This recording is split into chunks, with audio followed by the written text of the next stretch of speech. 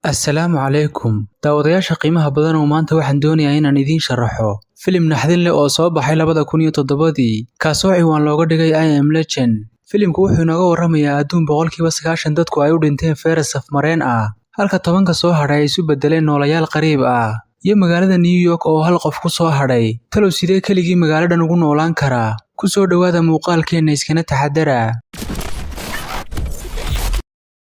bilowga filimka Dr. Scriban ayaa laga wareysanayaa TV-ga iyadoo ka warramaysa daafurkeeda weyn ay hidahaan u bedeshay fayraska jadeecada si ay ugu weerarto unugyada kansarka waxayna sheegtay in dhammaan bukaanadii kansarka qabay ee lagu tijaabiyay dawadu ay soo kabteen. Filimkuna wuxuu isku jarayaa 3 sano kadib magaalada New York oo cidla ah taasoo uu cawsku qariyay dhismayaasha wadooyinkana ay daadsan yihiin baabuurtu aamusnaanta iyo deganaanta ka jirtana aad moodo kayn cidla ah. ninkan lagu magacaabo Robert Nafilla oo uu heliyo eygiisa Sam waxay dhex marayaan magaalada oo cidla ah xayn deera oo isriyanaysa ayaa ka soo hor muuqanaysa waxaanu ku siganayaa inuu shil galo intaa kadib uu eriyanayaa waxaanu isku dayaa inuu toogto laakiin waxay ka dhex galayaan baabuur badan oo wadada daadsan intaa kagama hadhaya uu soo dabagalayaa isagoo caawimo ka helaya eygiisa wuxuu isku dayaa inuu toogto laakiin waxa soo weeraraya libaax sidoo kale goobta waxa soo gaaraya libaaxii labka ahaa intaa kadib saacadiisa ayaa dhawaq bixinaysa taasoo sheegaysa inay qoraxdu sii dhacayso. Robert wuxuu soo gaarayaa gurigiisa waxaanu nadiifinayaa raadkiisa si uu u qariyo urtiisa waxay bilaabayaan inay casheeyaan oo ay cunaan cunto warshadaysan intaa kadib Robert wuxuu soo xirxiranayaa albaabada iyo dariishadaha isaga iyo eygiisba waxay u hooyanayaan barkada yar ee meedhashada wuxuu ku riyoonayaa isagoo gaari ku wada xaaskiisa Sue iyo waliba ilmahooda yar ee Marley oo ay doonayaan inay ka baxaan magaalada New York. subaxnimadii uu soo kacayaa wuxuuna ogaanayaa inuu riyo ku jiray indhahana wuxuu ku kala qaadayaa noloshiisii kalinimada ahayd sidii caadadiisa ahayd. Robert wuxuu samaynayaa jimicsi dabaqa hoose ayuu soo dhaadhacayaa halkaasoo uu u yaalo shaybaar yar oo laakiin tiknoolajiyadiisu sarreyso wuxuuna sameeyey tallaalka fayraskan dadka baabi'iyey. tallaalka wuxuu ku tijaabiyey boqolaal dooli ah amaba jirar sidaad u taqaano waxaynu aragnaa dhammaan jiirarku inay qaylinayaan oo ay dagaalamayaan marka laga reebo mid intaa kadib wuxuu isu diyaarinayaa inuu aado dukaamada cidlada ah ee ku yaala magaalada si uu uga soo qaato alaab naftiisana uga ilaaliyo walwalka iyo isku buuqa. dukaanka markuu soo galo wuxuu arkayaa caagad dad ah oo taagtaagan wuxuuna jeclaysanayaa inay dad caadi ahaan lahaayeen si uu ula sheekaysto wuxuu raadinayaa sahay dheeraada oo uu qaato sidoo kale wuxuu soo galayaa qol ay taalo sariir oo ay ku wareegsan tahay boco iyo weliba 2 sariir carruureeda indhihiisa waxaanu ka dareemaynaa inuu ka xun yahay dadka meesha ku haligmay intaa kadib wuxuu dirayaa fariin raadiyo oo uu ku dirayo dhammaan radio frequencies-ka wuxuuna fariinta ku sheegayaa inuu nool yahay oo uu sugi doono cid kasta oo badbaaday. duhurnimadii maalintaas isagoo ku ciyaaraya golf diyaarad xumaatay korkeeda wuxuu meel fog ka arkayaa deero isaga iyo eygiisuna waxay dabagalayaan deerada waxayna ka galaysaa dhismo qadiimi ah oo ku yaala wadada wuxuu isku dayayaa inuu eygiisa celiyo laakiin uma suurtagelin.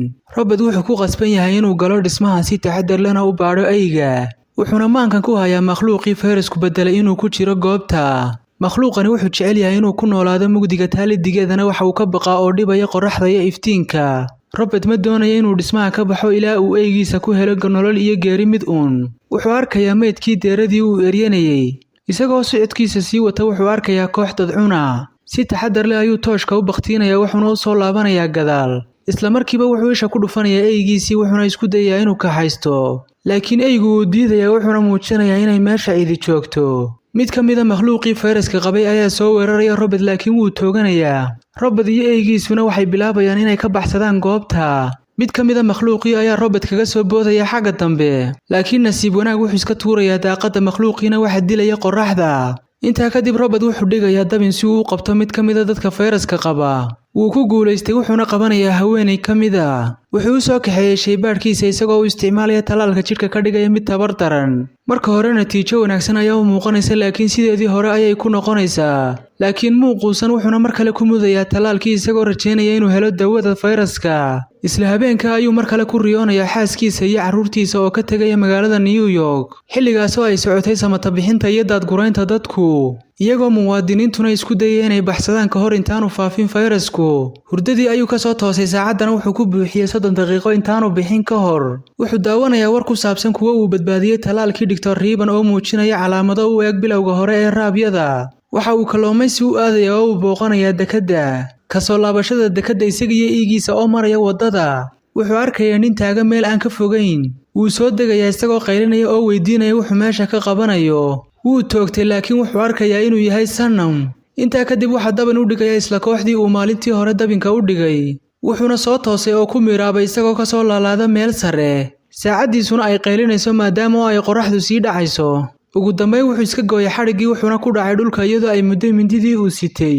hogaamiyihii kuwa fayraska qabay ayaa ku soo fasaxay ay khatar ah, laakiin eygiisa Sam ayaa ka difaacay mid ka mid ah eydii. halka Robert ay u suurta gashay inuu ku dhawaado gaadhiga oo uu toogtay eygii labaad. wuxuu arkay eygiisii oo dhaawaca waanu soo qaaday. markii uu guriga yimi wuxuu saaray miis wuxuuna ku muday talaalkii, laakiin wuu ku guuldaraystay oo waxba kamuu tarin talaalkii. wuxuu arkay timihii eyga oo daadanaya iyo eyga oo doonaya inuu qaniino. sidaa awgeed wuxuu ku qasbanaaday inuu dilo oo uu ciijiyo. ilmo ayaa dhabankiisa ka soo daadatay maadaama uu waayay saaxiibkiisii uu heshanayay, wuxuuna ku aasay mid ka mid ah wadooyinka. gaadhigiisii ayuu dib u soo kaxaystay isagoo cadhaysan, wuxuuna go'aansaday inuu la dagaalamo makhluuqan cudurka qaba. isla waqtiga ayay hortiisa ka soo muuqdeen iyagoo weerar ku soo qaaday. isaguna si xawli ah ayuu gaadhiga u kaxeeyey wuxuuna dilay intii uu dili karayay. intaa kadib gaadhigii ayaa la qallimay waxaana soo gaadhay dhaawac culus. isagoo qarka u saaran inuu cuno hogaamiyihii kuwa fayraska qaba waxa badbaadisay oo iftiin ku shiday gabadh. way soo qaaday waxayna weydiinaysaa halka uu degan yahay. isaguna wuxuu u sheegay adareyska gurigiisa. subaxnimadii xigtay waxa uu soo kacay TV-ga oo daaran iyo weliba nabarkiisii oo la tolay. wuxuu soo qaatay baaskoolad wuxuuna soo aaday xagga kitchenka. markii uu arkay dadka wuu shoogay maadaama aanu wax xidhiidha la samayn muddo dheer bini'aadam.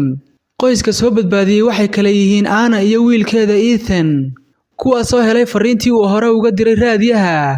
Anna waxay u samaysay quraac ka kooban ukun iyo hilib doofaar. Anna waxay u sharaxday qorshihii ay kaga bixi lahaayeen New York ay ku aadi lahaayeen magaalada Fairmont. laakiin Robert wuu khilaafay waxaana uu sheegay inaanay jirin haba yaraatee cid nooli, wuxuuna ka cabsiiyey Anna iyo wiilkeeda. Robert wuu istejiyey wuxuuna raali geliyey Anna laakiin wuxuu u diidan yahay inay baxaan. wuxuu geeyey shaybaadhkiisii isagoo gabadhii ku mudaya talaal kale. habeennimadii isagoo xidhxidhaya albaabada waxay mar kale ka codsatay inuu raaco, laakiin Robert wuu xanaaqay wuxuuna u sheegay 90% dadku inay dhinteen, 10 soo hadhayna ay isu bedeleen noolayaal halis ah. in yar kadib Robert wuxuu dareemay dadkii cudurka qabay inay soo weerareen guriga. wuxuu wada shiday dhammaan qashaafadihii ku yaalay guriga hareerihiisa. sidoo kale wuxuu wada qarxiyey baabuurtii, laakiin xaddiga kuwa cudurka qaba oo badan awgii kumuu guulaysan inuu celiyo. waxayna soo galeen gudaha guriga.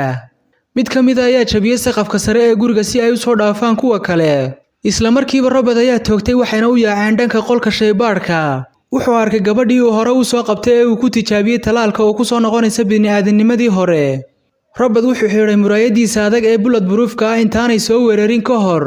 hogaamiyihii kuwa cudurka qaba ayaa isku dayay inuu jabiyo miraayadda. intaa kadib Robert wuxuu ogaaday inay kooxdani doonayaan gabadha uu ka soo afduubtay.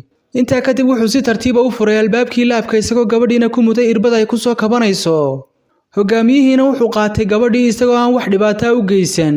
filimkuna wuxuu ku dhamaanayaa Robert iyo Anna iyo weliba Ethan oo ku socda magaalada Fairmont, halkaasoo ay ku hadheen dadka intii caadiga ahayd ee caafimaadka qabtay. waad ku mahadsantihiin daawashada muuqaalka. ha ilaawin inaad subscribe saarto kanaalka si ay kuu soo gaadhaan muuqaalada cusub.